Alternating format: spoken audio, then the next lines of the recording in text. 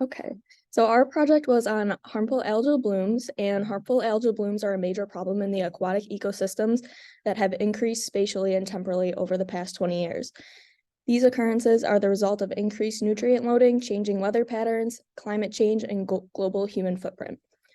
HABs become a problem since they are extremely toxic to humans and animal health because they affect the liver, nervous system, and skin. HABs also impact communities and businesses that depend on the lake due to their odor and aesthetics, in turn depleting property values. Lake Erie is divided into three basins: the Western Basin, Central Basin, and Eastern Basin, which surround Western New York.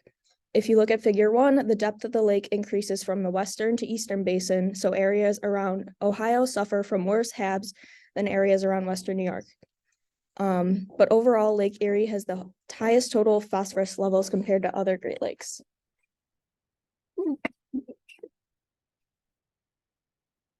Sediment data show that HABs have affected the environment around Lake Erie for a long time.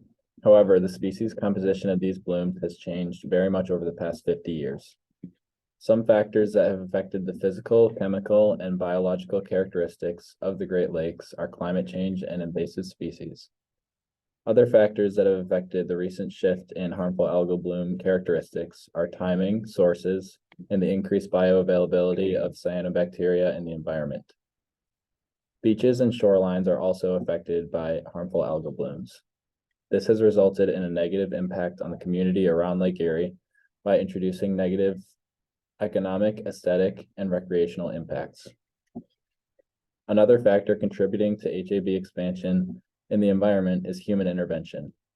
The use of commercial ships has introduced many foreign toxins to the water, which contributes to the expansion of HABs. There has been a noticeable growth around the globe regarding the number of and location of HAB causing organisms as well. HABs have the potential to negatively impact many organisms, including marine animals. They are also fatal to many species of fish.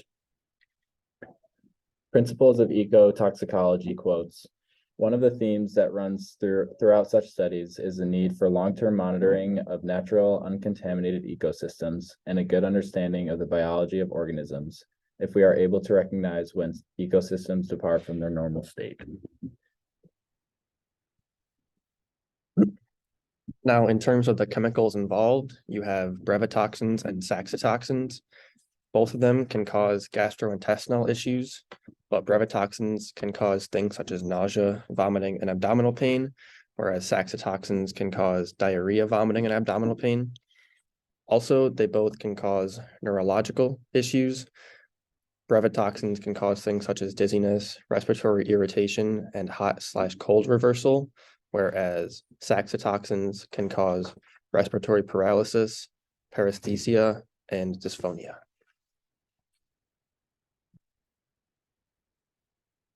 For remediation against HABs, general methods for improving them include physical, chemical, and biological methods. Physical methods include air pumping, magnetic separation, centrifugal separation, and ultrasonic detection.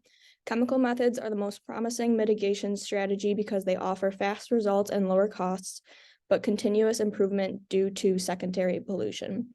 And biological methods are easily accessed raw materials, have lower economic costs, and produce no secondary pollution. To prevent HABs caused by pollution, Congress passed the Clean Water Act in 1972, which protects Lake Erie from point and non-point sources. According to Figure 2, the western and central eastern basins of Lake Erie are primarily affected by non-point source pollution, which is the most difficult type to address.